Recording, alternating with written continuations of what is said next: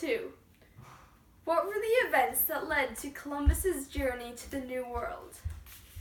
Some people are convinced that Columbus set sail because he wanted to measure the earth, find gold, and spread Christianity. Columbus's voyage in search of India was actually a combination of past events. These events were the fall of Constantinople, the development of the caravel, and the success of the Spanish Reconquista.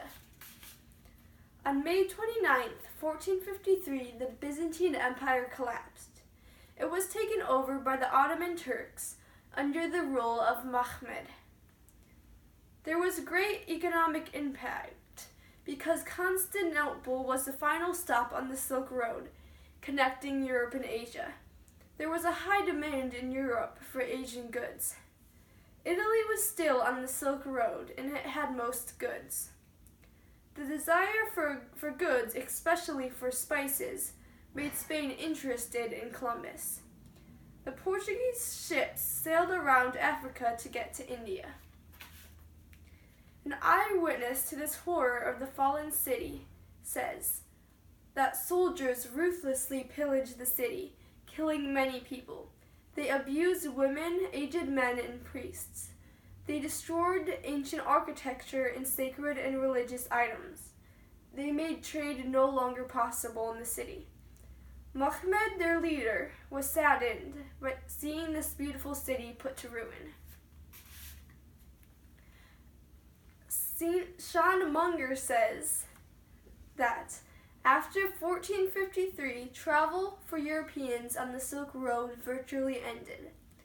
In the decades after 1453, Europe fell into what we might call a recession. Asian goods weren't reaching the markets in Europe, where in some places, such as Italy, demand was growing, not shrinking. The new exploration was made possible by the development of the caravel. Portugal wasn't hit hard by the Black Death. This led to the development of new technology and weaponry. They developed caravels made popular by 1451. They had triangle sails, which made them more maneuverable and safe. This expanded trade to the east. Two of Columbus's ships, the Nina and the Pinta, were these small ships. The sailors lived in close quarters and slept on the deck. A third of the crew was on watch each night. Sailors had 3 meals a day. Their rations were often more abundant than their meals on land. Kendall Haven says that by the late 1450s, Portuguese caravels had sailed around Africa and into the Pacific Ocean. Caravels opened the door for trade with Africa and India. The third reason that led to Columbus's voyage was the Spanish Reconquista.